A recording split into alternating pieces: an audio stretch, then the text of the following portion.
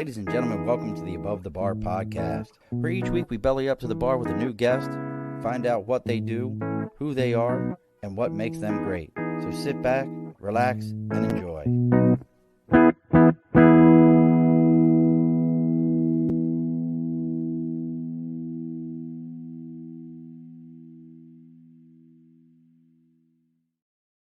Alrighty, folks, welcome back to the Above the Bar podcast. It's your host, Sean. This is a show that I have been anticipating, that I've been looking forward to, that I couldn't wait to happen.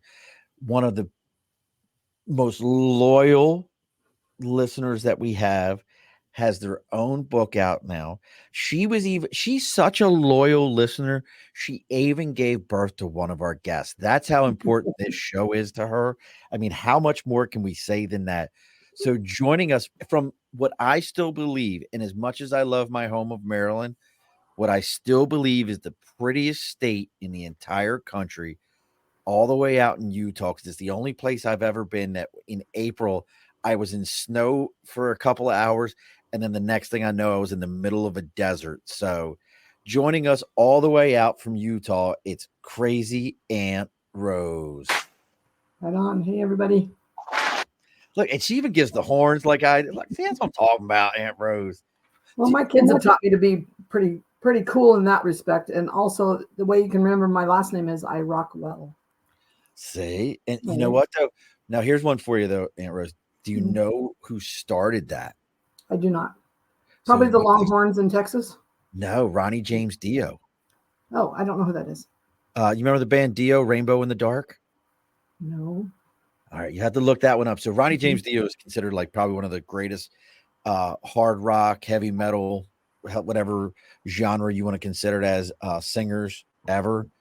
And he used to always, every time he would always do this. So he was like, he started the horns, and then everyone said, he's a Satan worshiper, and he would just be like, it had another meaning for him. But well, let's get all the show opening stuff done, all this house cleaning out of the way, so we can talk to Aunt Rose and see what she's got going on. We can talk about her book, what's happening, and you wait till you hear what she's drinking.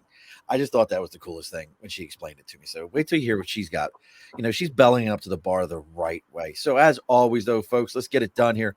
Over my right shoulder, we got a big board for Sticker and a Cause. Maybe you've got a book, a podcast, a band, something you've got going on. Hey, there it is. Something you got going on, and you want other people to know about it. Well, you can reach out to us on Facebook, LinkedIn, YouTube, Twitter, Twitch. Now it's X and not Twitter. Instagram, Facebook. I don't care what it is. Anywhere you can think of. It's all the Above the Bar podcast. Even our emails, abovethebarpodcast@gmail.com. Let me know what you got going on. I'll give you the address where to mail it to. You mail me the sticker. We'll go ahead and read all about you live on the air, and we'll put your sticker right here on the big board for everybody to hear about. See, look at, I don't know. Do you see the way the thumb pops up, Aunt Rose? Like, this is something I have no idea what I did on my computer. The other day I was doing this, and I don't know if it's going to work now, but there was something I did, and all of a sudden balloons started floating up. And I don't know. I think that's somebody else sending you those things. Is it? Maybe. Because when I'm watching you live, I can send little hearts and thumbs up and happy things.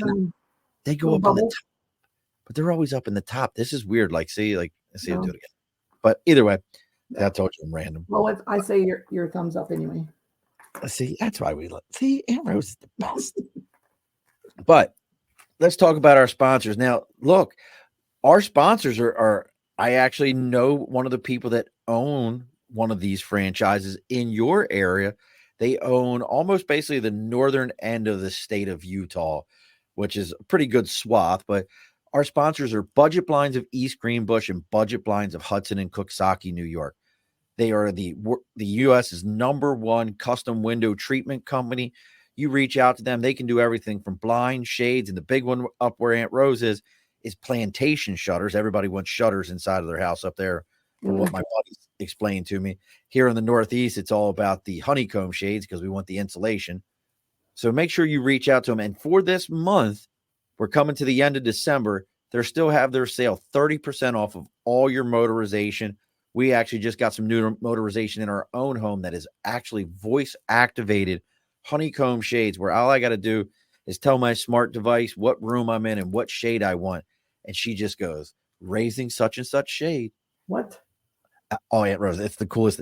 We put it in over the weekend, and my mom was up with my Aunt Lee, and it was the greatest party trick as everybody wanted to No call it fooling. out and be like, okay, begins with a G, ends with an oogle. I mean, I got one next to me, and it would just go, raising side room shade, lowering shade, and you can set timers on these things.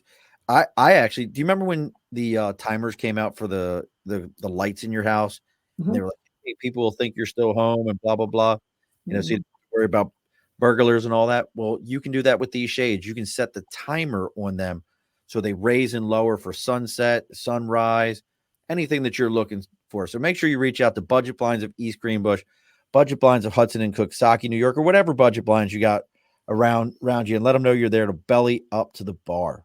Right. All right, we're all set. Cool. So let's start with what Aunt Rose is drinking. Because look, let me first off like this: Aunt Rose ain't no punk. Let me tell you that right now. Aunt Rose ain't no punk. Tell them what you're drinking. This is tequila, and I added a little bit of cranberry juice, and then I added my homemade lavender syrup. So I sweetened it up a little bit. Let's just start with the tequila. That's a thing in and of itself. Most people are like, I can't drink tequila. It's too much. It always treats me good. Plus, I don't drink as much as I used to, but even when I drink a lot of it, it always treats me better than anything else. Really? See, now there's something to that, because most people, I got to tell people all the time, if you hear the words tequila sunrise come out of my mouth, that is your key. I should have already been taken out of the bar maybe an hour or two prior to that. I actually don't, because those will be the last words I say before I black out. And it's just a fact. I know that those are the last two words I will say. And then it's going to be like, dude, did you know what you did? Good night. Nope. No, it was fun until I don't remember. It was even more fun that I don't remember, because y'all can't blame me for that shit. Can't be too embarrassed. Yeah. So Aunt Rose, if for those you don't know, and we've talked about this a little bit when she's popped around, is the mother of, and I'm going to mess Clay's stage name up, Clay Bar Num Num. Yeah, and that's just what he uses, like on Facebook and a few things. Basically, he just goes by Clay. And it's Klae, folks. He's a phenomenal drummer, and Aunt Rose just let me know before we went on air, he released a new song today. And if you purchase the new song, that's going to give you the opportunity to also purchase his new album that comes out on January 1st. Where can they find the new song, Aunt Rose? It's on Spotify and Bandcamp and lots of places, but the song itself I got today on Bandcamp. So get it off of Bandcamp, get it off of Spotify. Make sure you're supporting him. He supports us. He's a former guest on the show. We want to make sure we support him. But today it's not about Clay. Clay is not important today. And he's not that important. No. No, see, he's not. He's the love of my life, but he's not that important. And we've got, you actually, I don't know if Nate's going to show up today, but if Nate doesn't, I have a perfect food question for you towards the end of today's show. And I think it's going to fit very well. But who's Nate? Nate's my buddy that pops on all the time. He's a horrible fantasy football picker. Okay. And I always pick on him, but he always asks a food related question. Okay. And Ellie Rockwell, I'm assuming she's related to you. That's my crazy Aunt Rose. Already got the Rockwell showing up. That's Eli, and he lives up in Salmon, Idaho, and that's my great nephew. I've never. So that's one of the few states I haven't been to is Idaho. I've been to a lot. It's so beautiful. Most of it is mountainous and pine trees. Is it really? Yeah, gorgeous, like Montana. Potatoes. I think of Idaho. I think of potatoes. Yeah, the southern part of the state is a little flatter, and some of those kinds of things are grown there. But it's pretty mountainous. And I got a lot of family in Montana, like a plethora. Montana is beautiful too. Wyoming, beautiful. Colorado. Yeah, I've always lived in the West, so all of these, I need to be around the mountains or I get lost. Well, then you should come out east where the good mountains are. That's not true. Listen to me, Aunt Rose, before I get into your book. Okay, We we got can. I the can explain this Appalachians. too. The Okay, Appalachians. you guys call them mountains. I know. We got the Great Smokies. We got the Okay. Adirondacks. We got the Okay. Green. We have Great. the Green Mountains, Great. the Berkshires, and the Catskills. And that's only All great. They're right. all rolling hills. The They're Great not Rocky Mountains are they're just where I've always lived, and and even in Alaska, I lived there for 10 years, and the mountains are just magnificent. I love them. you called them rolling hills. Yeah. Well, I spent some time in Pennsylvania, most of the states out east, and lived in North Carolina for a little while. And those are drive up to the mountains, and there's some pine trees, and I get it, but they're just not they're just not the same. They're It's not. just not the same for you, is No, it, huh? no, not for me. Yeah. See, and I just always remember driving cross country and getting east of Colorado and west of Kansas City, Kansas. And this was in 2001, and thinking you could drop a bomb here and it would be a week before anyone knew what happened. It is so desolate and so flat and so crazy.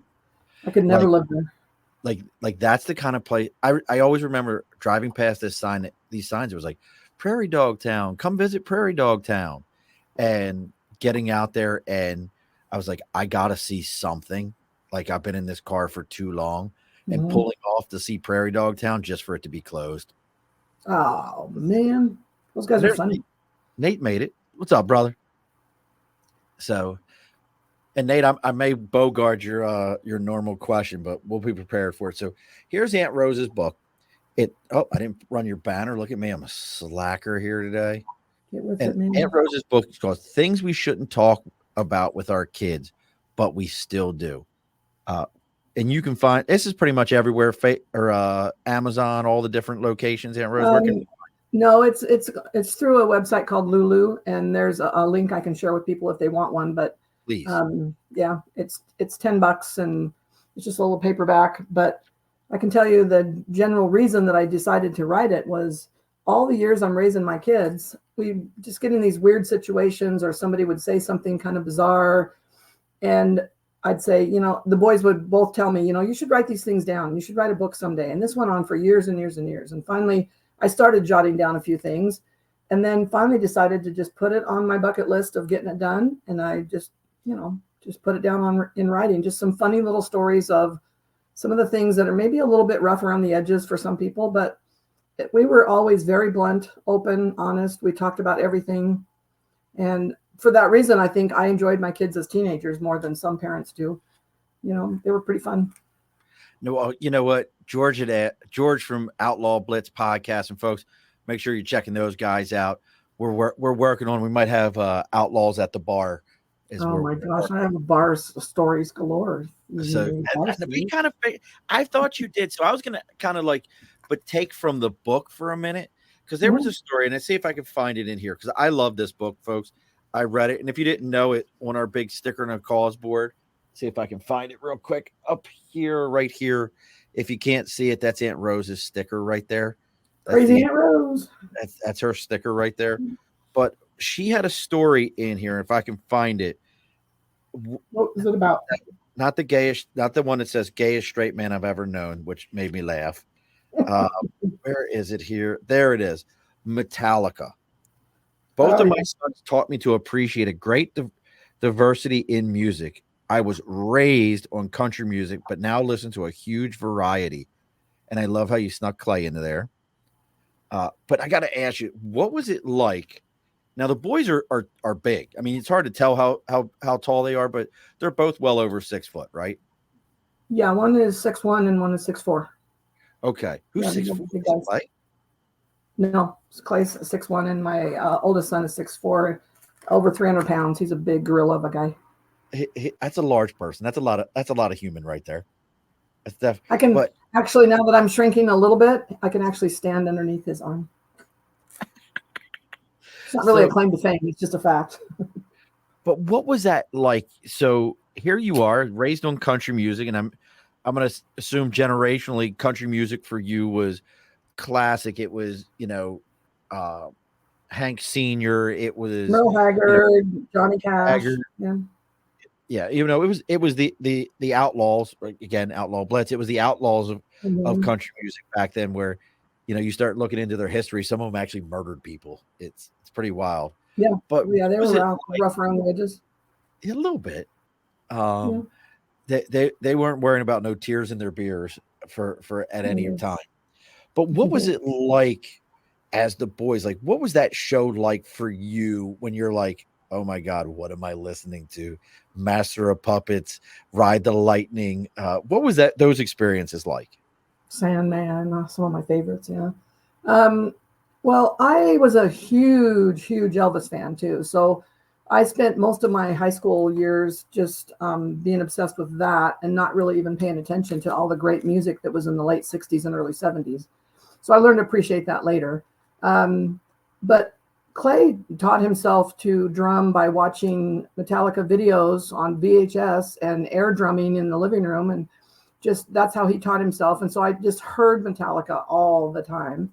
And then pretty soon I got to really enjoying them. And anytime you find out, oh, the melody, that's my niece up in Salmon, Idaho as well.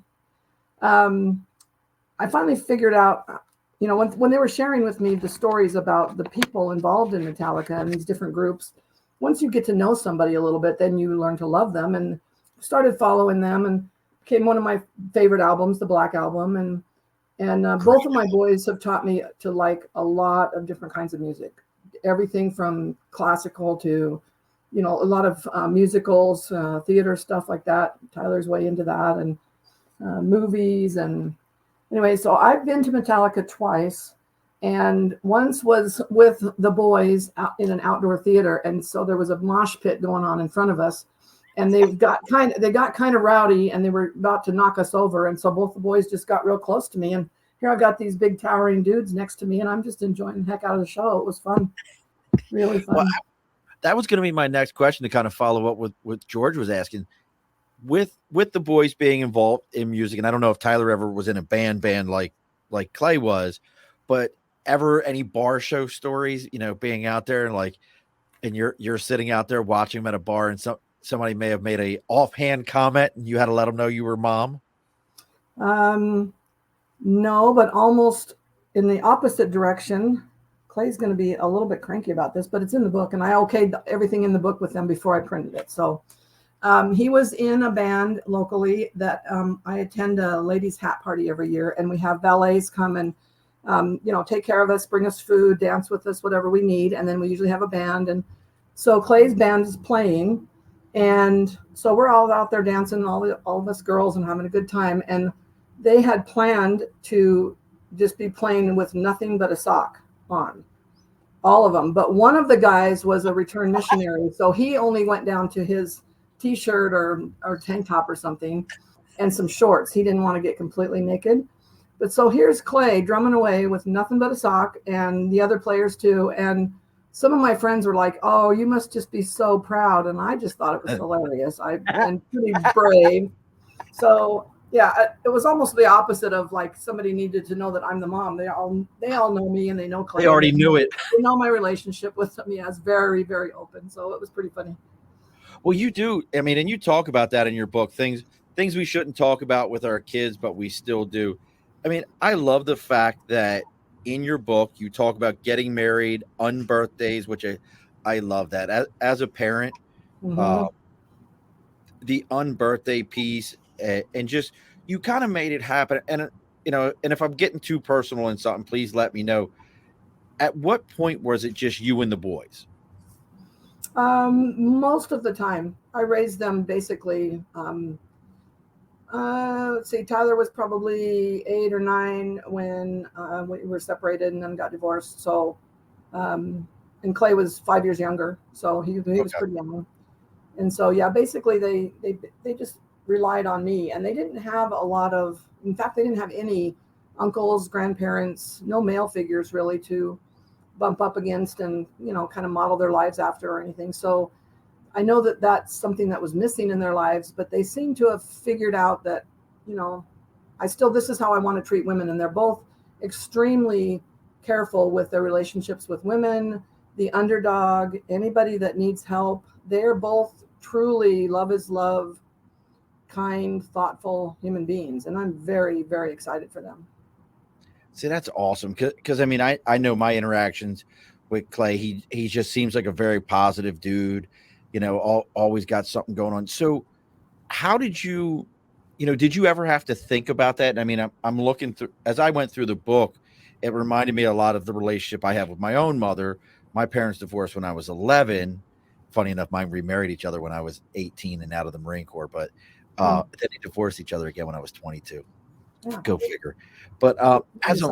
I'm looking through this, there was never anything in here where I read like, "Hey, I had to show him how to throw a right cross."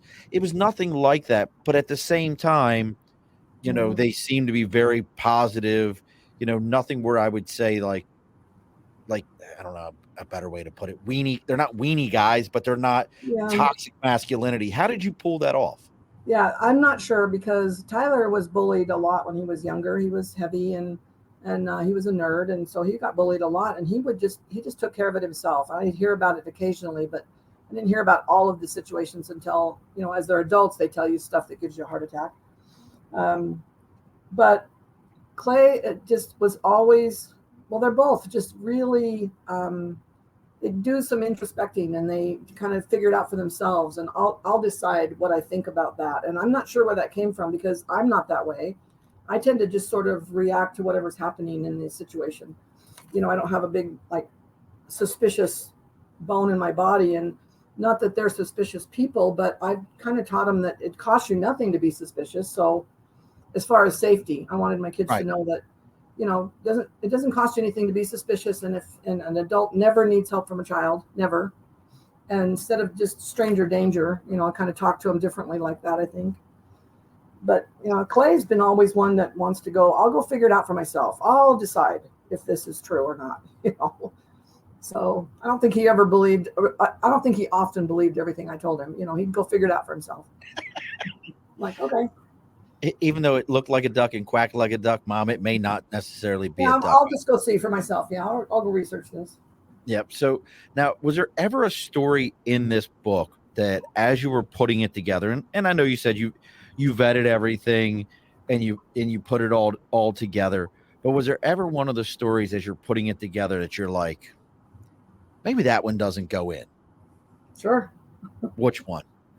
Um, well, I think there's a couple because most of them are about how gullible Clay was when he was younger. And Tyler and I both we teased him unmercifully, and he's discovering now, as an adult, that there's a fine line between teasing and abuse. Yes. And there is. And as parents, we're doing the best we can, and I do not lose any sleep, and I forgive myself totally for the way I mothered, but there were lots of times when I did some things that I'm pretty sure were detrimental to their health and their mental health. So looking back now, especially, um, It like the happened. one where I threw him in the trash can, I was always one to say what I meant and mean what I say, but you carry that too harshly for somebody like Clay. He's different than Tyler. And I always thought that my kids, they had the same mom and dad. I'm going to raise them the same. They're going to be the same people. Well, that's silly, of course, right? But I just didn't. I let them watch the same kind of TV shows, which a lot of those were too scary for Clay. He was 5 years younger, and I didn't realize that it was doing some damage there because he had some trouble with some of those scary shows. But Tyler never did. So yeah, there's definitely some mistakes made there, and yeah, but I did vet all of these. In fact, I had both of the boys help me proofread and everything. So, but yeah, most of these I think are about Clay and what he wanted to be when he grew up and this and that. And there's a few Guard. things in there of Tyler's, but yeah, the fun ones are more of Tyler's stories, and the kind of teasing ones that he could consider bullying in a way are Clay's. And so it's a little lopsided, sure. Well, it's funny. I would assume then that was Clay that wanted to be a crossing guard. Oh yeah, But I mean, that's an honorable role. I mean, protecting children, serving your community. We can yeah. find any way we can twist that we need to. But he was probably what, about 7 when he decided that. Yeah, or younger even. I think he was maybe first grade. So yeah. Well, the thing was, Tyler's 5 years older, and he always knew he wanted to be an astronaut. So he was always bummed out that he said, Tyler knows what he wants to be, but I don't know what I want to be when I grow up. And I'm like, of course, I told him, well, you can do whatever you want. So let's just think about that. So he came home one day and said, I've decided what I can be when I grow up. I'm like, what's that? I could be a crossing guard. And I'm like, yep, you sure could. And the next day he goes and returns some videotapes at the video store. Mom, I decided something else I could be. I'm like, what's that? I could be the guy that rents videos at the video store. Absolutely, you sure can. Whatever he was doing each day, then for a while he wanted to, I could That do was that. where it went. Yeah, yeah. And look, folks, if you're finding us through Crazy Aunt Rose or Aunt Rose through us, make sure you hit that that thumbs up, that heart, all those things. That's how this algorithm works. That's how it pushes. That's how people are going to find her book.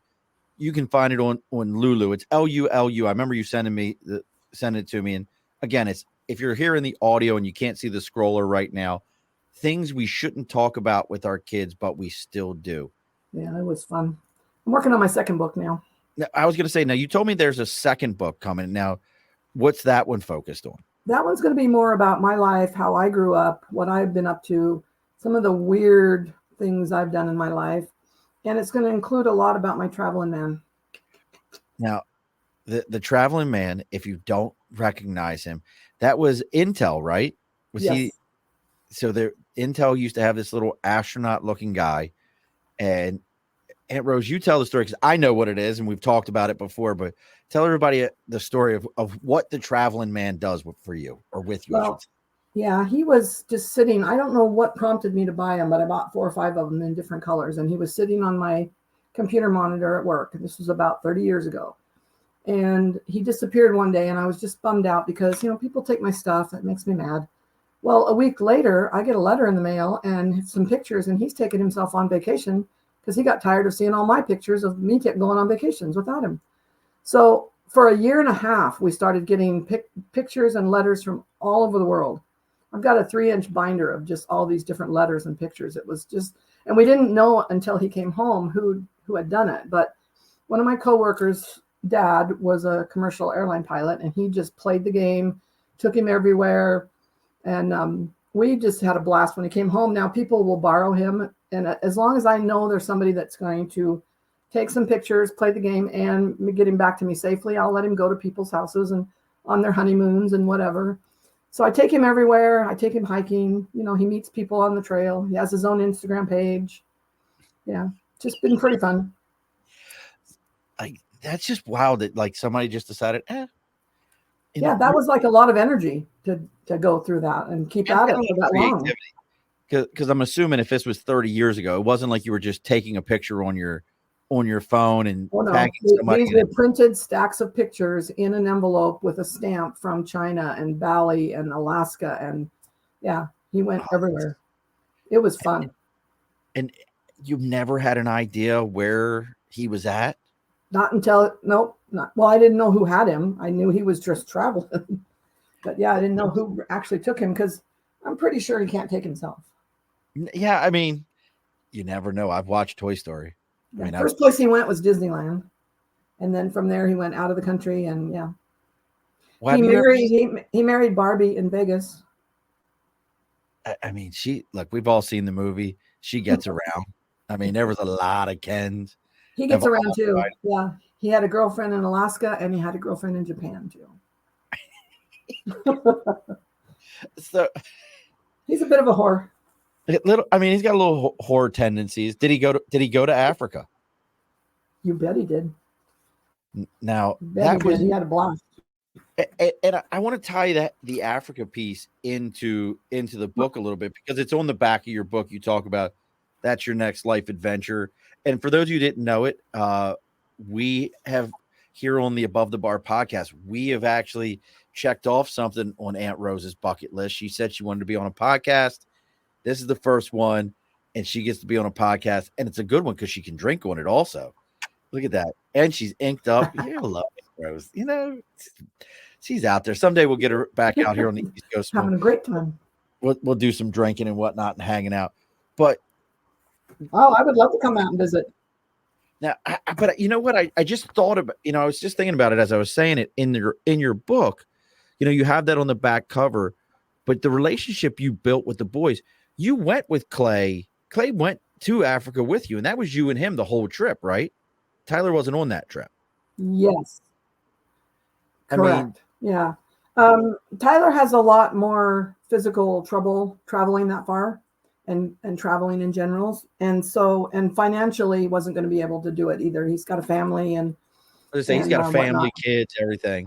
Yeah. So Clay, when it was mentioned, I didn't want to go with anybody else, and I certainly wasn't going to go by myself. I do travel by myself some, like a road trip or something, and maybe fly around to visit people, and I'm not afraid to, but there was no way I was going to Africa by myself. And so he just jumped on it, and like pre-COVID, I always had it on my list, but it was like over $10,000 to go, and I just knew that I could never do that. But since COVID, the prices, of course, economy and everything is different, and they're desperate for people to come over. So it was less than $4,000, and so it was way doable, And we saved for about a year and planned, and we did it. But what was that? I mean, I love doing stuff with my mom, but we're not traveling to Africa. Sally Ann and I are not going to Africa together.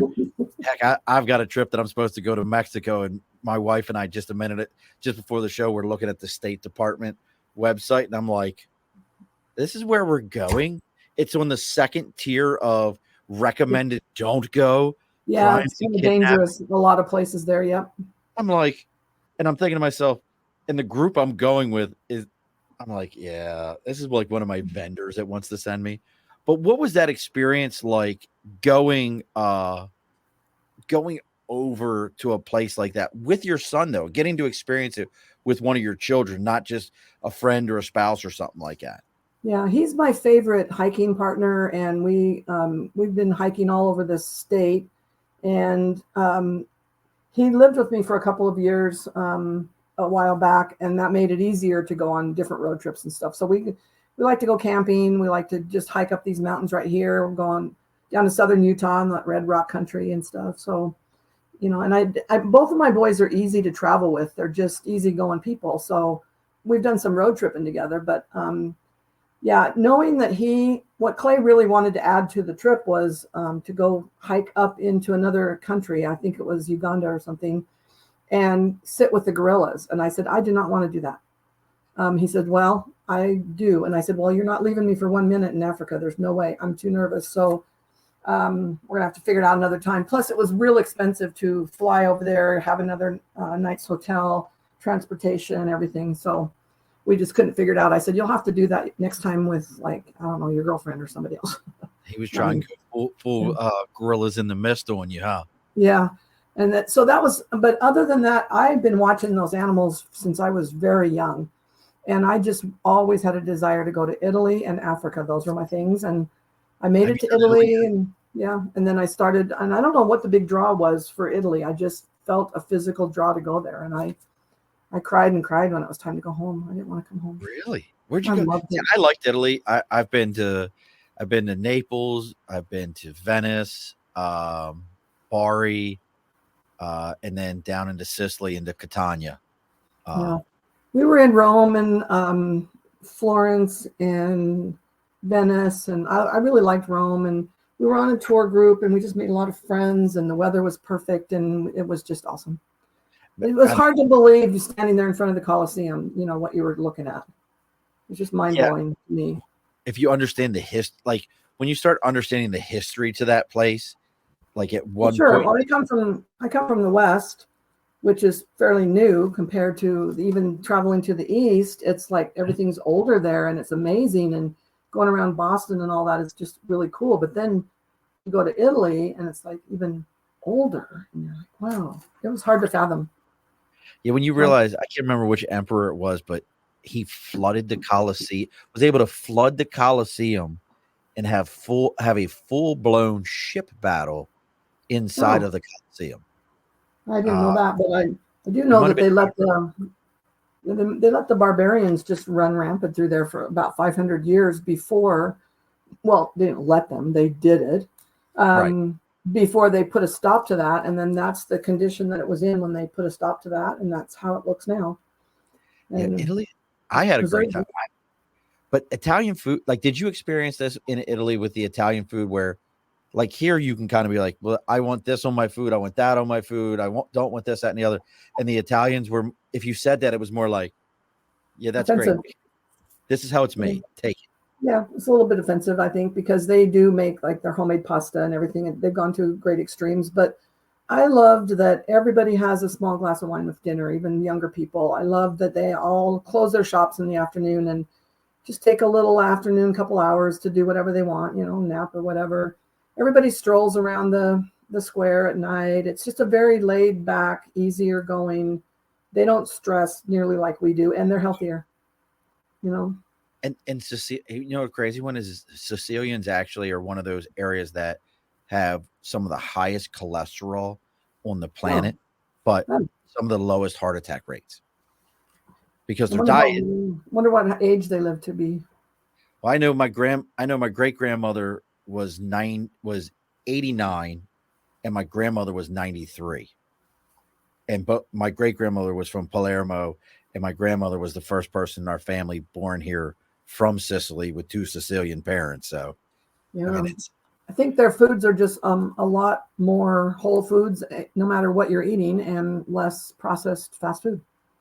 well, Yeah, I'll agree. That's Europe in general. yeah, If you start looking at things that they've banned, that we're like, ha, you're fine. You won't even know it's there. yeah. You know, what is the one that's in the sprinkled cheese? The cellulon or it's actually like, Um, you know what I'm talking about? yeah, I do. I can't say the name of it, but it's like aspartame. Clay came back from there. He went over to do some extra studies after college, and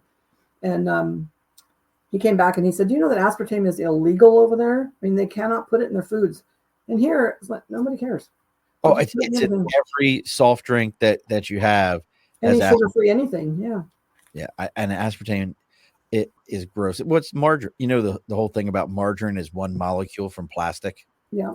I And did read the other day though that I think it was California has put a stop to the aspartame thing, so maybe states will start doing that. somebody's got to do it. I'm with you now. I Mm. told now we're gonna make this a two-part question, Aunt Rose. Okay. This and hold on, Stefan, sexual chocolate is popping in. What's up, brother? How you been? Uh, Real quick now Nate's question I think is very valid, but we're gonna feed that into the book. Things we shouldn't talk about with our kids, but we still do. That's they're gonna go hand in hand. So are you prepared? Yes. All right. So Nate wants to know, what was your favorite dish over in Africa? Was there ever any dishes that were like, hey, this is like an African dish, and you just fell in love with it? Yes. So the lodges that we stayed at had buffet style food open, and just like being on a cruise, just nice, really good everything, cheese stations and fruit and desserts. But every day they had a couple of things that were local and or traditional. A lot of beans and rice, or beans with tomatoes mixed in, and vegetables, different vegetables. I'm And down they with were just slightly spicy and just real flavorful. So that was good. There was also a flatbread that was really yummy. We had it almost almost every meal. like a naan. Yeah, kind of. Yeah, a little bit drier, a little bit thicker, but it was good. So Now, those were the main things that we got to experience, because most of it was pretty Americanized buffet food. so the question then becomes, what did you put a stick in and start a party with? Because I read in the book, if you put a stick in it, it's now time to have a That's it. party. Is that It's a correct? party. Yeah, it's like a toothpick, sure. Yeah, because Tyler always did that. He'd make cheese and pickles and stick a toothpick in there, and he goes, "Mom, look, it's a party." I'm like, okay. And to this very day, we'll do that. I'm like, oh, it's a party. I say Um, I love that. we didn't have any party stuff while we were there. Dang it, I messed that up. You should have Mhm. you should have taken a picture with just a toothpick and something. You Yeah, know, or this guy doing. I have a lot of pictures of him, um, like drinking. He's a drinker. he's a big drinker. I mean, well, Yeah. that's an interesting question. Also, I mean, we are at the bar right now, and Sarah says hi, Rose, Sarah's my friend from Hawaii. and Stefan, me, you, and Terrell. We just got to get Terrell off a night shift, and work in a normal segment, and we make this happen. And look, Sarah's talking about the traveling man. But that's an interesting question. Like, I don't know. So, me personally, I don't know enough about the different countries and the different cultures within Africa. I will be the first to admit, from a geographical standpoint, I don't. Yeah, it's one of the continents I've never been on. I've never been in Asia. I've never been in Asia Major, Minor, or Africa. Me neither. From an alcohol standpoint, like, was that like a thing there, or was that more like, hey, we brought it in for the American tourists, but we really don't have alcohol? No, there were some local beers that we tried, and they were really good. And then there was regular wine and that type of thing and cocktails, if you wanted cocktails. But I remember that we tried a couple of different beers that were very local, and they were just great. But we were in national parks, in a lodge in a national park, all 5 nights that we stayed. And so what they bring in for the tourists or versus what's really authentic, I don't know, because everybody that lives around those national parks or in them are the Maasai people. And they just work the land. They run their goats. They gather the women. Okay, the women gather all the sticks all day long to build fences and houses, their huts, because they're nomads, and they move along as the goats need new grazing area. And then the women do most of the hunting and the cooking. And so these guys that were driving us around, these tour drivers, like, so what do the men do? And he just said, like, geez, that was kind of interesting, because the women just work themselves to death. They raise the babies, and they all dress very in their beaded, colorful outfits, like all the time. It's really interesting. They're not just dressed casually, no blue jeans, nothing like that. No. So the women did all the work, all the effort, everything that was happening, and the men were just kind of lounging, almost like a lion. Yeah, I was just going to say that, because we did get to see some lions feeding on a buffalo carcass, and the male lions, there were 2 of them. They're laying over here with their big fat bellies because they eat first. Doesn't matter who killed the animal. It's usually going to be the female, but it doesn't matter. And then they eat first, and then the moms and the babies would go over and eat after that. Eat whatever was left over. I wonder if that's like a cultural thing, like from, being in an environment where you saw that all the time, you see the wild, you have more of an experience with that, if their culture just kind of developed the same way. Maybe. And then in the lodges, the drivers for the tours that we went on a drive every morning and every evening. A lot of the room stewards, the chefs, I would say most of them were men. There were quite a few women that were doing chef work and stuff too, but most of the men are working there and they work like 3 months at a time, and then they go home for a couple months, and then they come back and work for 3 months at a time. Just working shifts, kind of like swapping out with each other, kind of thing. Yep. Now, what country were you in? I was in Kenya. Kenya. Yeah. Now, and I looked at a couple different. Tanzania is another one that has a lot of national parks and cool animal sightings and safari options and stuff. There's plenty of other countries, but some of them are war torn and not safe. Well, I was going to say, that's always my thoughts with anything over there is what's going on. Now, do you have any stories from over there that are going to make it into the new book? Maybe one that I think is kind of funny is one of the couple of the different people. One of the guys that was the manager in the gift shop in the hotel just loved Mr. Clay. He just loved Mr. Clay because the guy was a singer. And he found out that Clay was a drummer, and he was kind of looking to see if they had any drums and anything in the shops. And so he actually wanted to sing a song for Clay on the last day as we were leaving. And it was just really cute because Clay's pretty shy and very introverted. So he wouldn't normally make a bunch of friends like that with strangers, but he did on this trip. He opened up. He felt really comfortable there. And he talked to a lot of people. In fact, the drivers were teaching us a few local words, just like hello and thank you and whatever.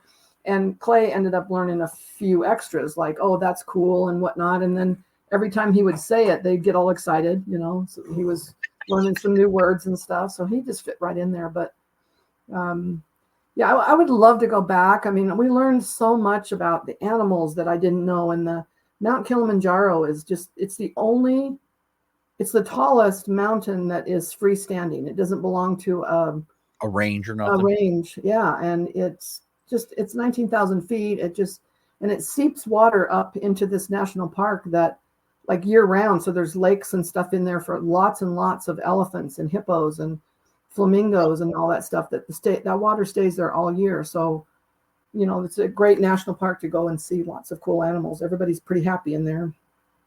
Well, it'll definitely be one to check out. And we are getting close to closing the bar here, Aunt Rose. Now you're out in God's country, out in Utah again. Mm-hmm.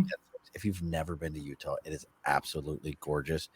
I mean, as much as I love the East Coast and everything that we have going on here, again, Utah's a place We have 5 national parks. Do you? Mm-hmm. I mean, more than any other state.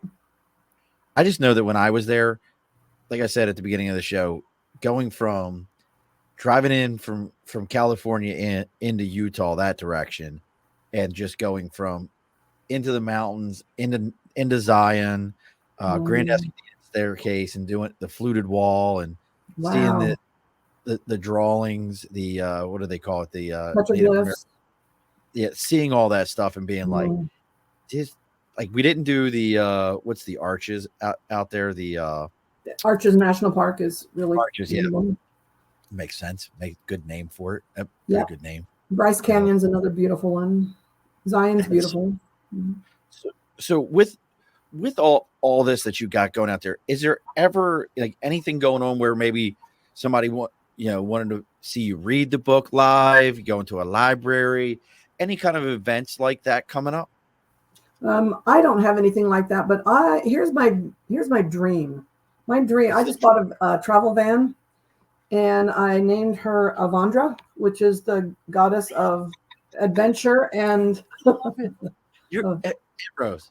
Goddess of adventure and travel or something like that. So if I had my traveling man and I could travel around in that and just meet people and have somebody say, Crazy Aunt Rose and the traveling man, would you please come to our town? That would be heaven to me. That would be the best thing ever. Well, we're going to make sure we put that out to people. And I know that we've got enough people that see our show and listen to our show. Somebody, you said you got Eli's up in Idaho, so he should find somebody in Idaho. Sarah's out in Hawaii. She should find somebody out in Hawaii. If Stefan's still on her, last I talked to Stefan, I think he's back down in Florida. Nate's in Western Maryland. If you make your way to the East, I will find somebody and we'll figure something out here on the East Coast. So you at least got a couple of spots. But I think that your book would be amazing for like a parent, almost call it like a parent's night out, and just go somewhere and read the stories and let parents tell stories about things that they realized. I love that idea. After they did something with their kid, they were like, maybe I shouldn't have done that. Like, I can still remember I was probably 11 years old, maybe right around 11. And my aunt's 14 years older than me, and letting me watch Risky Business when she went to bed. It was not the movie for an 11-year-old. Like that, or my mom raising me, and I admit I was a young smoker. It was never like okay, but it was, I guess, accepted more. Like I was 12 when I started smoking. I don't smoke anymore, but I can remember being a teenager and being like, Mom, you got a problem if I smoke in my room? My room was in the basement, and her being like, fine. Like, I guess not. Yeah. Like, and thinking back now, I'm like, if one of my boys said to me, Dad, do you mind if I vape in the house? I would snap the damn thing and threaten them with physical violence. No, the answer is no. You out of your mind? Well, we know more. We know more about the dangers too, so we're able to be more protective too, as we know that. Just a bad idea. So, no. But now you're a grandma too. Yeah. Now, with all the things that are in your book, is there any of these that you're like, well, I could talk to my grandson about these things, or that you're like, if I'm not gonna say who's got the grandkid, I think we already figured that out. But if you heard that and you heard they were having these conversations, how would you feel about that? I don't know because they are raising their kids very differently, and I think it's completely beautiful. And I have a transgender grandson, and so I have learned that instead of just saying love is love, I get it now. They're very involved in the community and in their local pride groups, and they're raising some very tender, sweet men. And that reminds me of my boys. They're smart. They treat all people great, but they're especially good at treating women right. And I love that. I just don't know, like and you're right. Tyler's the one with the kids because Clay's always saying puppies, not people. He doesn't want any kids. No thanks. Puppies, not people. That's his motto. Clay, I wish somebody would have told me that long ago. And now my wife and I, there's 8 of them. So I mean, that's a lot. They're not all mine. I mean, I know. I always knew 2 would be plenty for me, and I was glad that it worked out that way. Yeah, I mean, that's so awesome though. But but is there anything that you well then flip that. Is there anything that you would I guess you can't even say that anything you wish they would talk because it sounds like they're pretty open with their kids. They're real good about communicating with them and talking to them about anything. And my 11-year-old grandson has brought a few things home from school and relationships, and he's had a crush on a boy, he's had a crush on a girl, and they've talked about it. And he's not interested in anybody, but he's able to share that with his folks. I would have never shared that with my mom if I was interested in a girl. I would have known that was like weird or whatever back in those days, right. And so I love that they're going to be able to, and he knows that he can actually tell me, this is my 11-year-old Bradley. He can tell me, Grandma, I'm not comfortable with that, or I don't want to talk about that, or, he knows how to set boundaries at 11 years old. I'm just learning it at 68. It's really cool. But you know what? That's your influence of the things that you talk about in the book, things we shouldn't talk about with our kids, but still do. That influence is right there because your boys took it to Comes up the through next them, sure. to the next level and prepared, and we're like, hey, if mom can do it with me, watch what I can do, or how comfortable I can be. Because I mean, I just remember as I read through this, and folks, it's not one of these books where you're like, it's not preaching, it's just stories of things with the boys. I will have to admit that probably the one that made me giggle the most was the big ditch. The big ditch made me laugh. That kid, oh my goodness. But that's when I realized that I have no control over this child. He's always going to do what he wants to do and figure it out, and he always has. And folks, get the book and read about the big ditch. I mean, this was one that just as a parent, this was the story that as a parent, first off, I'd have been like, where's my kid? Like losing my ever loving mind. Like that would have been one of those times where I beat my child and hugged them and cried at the same time. Yeah, I wanted to for sure. Because every emotion as a parent that you could possibly have is in this story, The Big Ditch. I'm going to leave it for you folks to go find it and read it. But The Big Ditch was one of those stories in this book that just grabbed my heartstrings as a parent. Me too. That was a tough one because my first thought when I got the information was, you know what? I know he's alive because he's home for dinner every day. So where has he been? Right. But what he was doing almost is the other side of it where you're like, how do I get mad at that? Yeah, I'm not surprised at where he was and what he was doing. Yeah. And I learned later years, like not that many years ago, that he made sure that when he was like making a sandwich or something, he put the bread back where it really was so that I wouldn't know that he had ditched school. And he was actually made himself food. Yeah, he made himself some food and he made sure everything looked right. And like, that's pretty brilliant. I mean, there's a level of, we're talking second or third grade, pretty young. Yeah, there's a level of I don't want to say devious, but definitely a level of cognizance. Oh, he was a kid that age should have. That's amazing. It was funny. Looking back, it was funny. At the time, it was just frightening.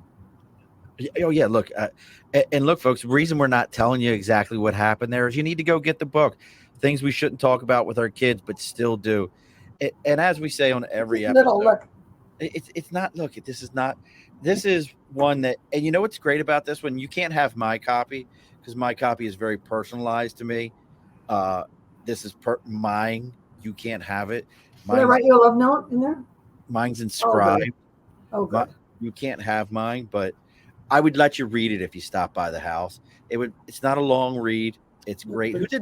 Where'd you find the illustrator real quick? A friend of mine's niece, I just started surveying people and said, can you show me a few things that you've done? And I loved her work. Yeah. On the second book, I decided to go with somebody else just to have a variety. And I have all the artwork done for it, and it's completely different, really different. But I just loved her cute renditions of all of us. And, I love it. yeah. And look, folks, if you're finding Aunt Rose through me or me through Aunt Rose, please take the time. For those of you that are watching right now, if you haven't done it yet, giving a thumbs up, giving a heart right now makes a difference. That's how these algorithms work. Going back and going into Facebook, LinkedIn, YouTube, Twitter, Twitch. If you're listening to the audio, making sure that you give a share and a follow and introduce somebody to Aunt Rose. Melody says she loves you, Aunt Rose. She's a doll. Making sure you're doing that things truly makes a difference for us. This is how this gets found. If you want to know what's going on in Crazy Aunt Rose's life, you can find her on Instagram at Crazy Aunt Rose. Or if you want to know what's happening with the Traveling Man, it's the.traveling man, all one word. And traveling is LIN, traveling man.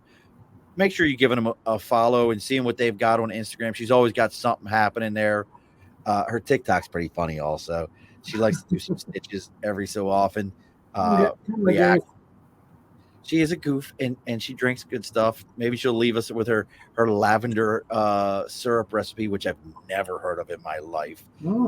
So that's you put fresh lavender in the sugar and let it sit for a couple days, and then you just make a simple syrup, and it's delicious. That's a new one for me. We have lavender that grows wild right out here by the house. So make sure you're giving her that opportunity, those likes, those follows, those shares, all those kind of things. Thank you. Well, you're the best. Aunt Rose, listen. I think it popped up the other day. Clay was on almost 2 years ago. Oh, wow. And I was like, and I knew this show was coming up. And I was thinking to myself, like, she is stuck with me for almost 2 years to listen to my jibber jabber and what I've got going on. This is a pretty you're fun and you're cool, but you also have really interesting guests. And I learn a lot about just music and what people's philosophies are and books and things that are going on. So it's fun. Well, I mean, if I could find my phone, the gentleman we've got next week, his name is Paul, and everybody knows I can't pronounce last names, Hylensky, and he's a writer, but he's actually has a thing he does passion. Let's see if I get it here. His passion and wants to spread the message about human leadership and mitigating human error with empathy and strategy.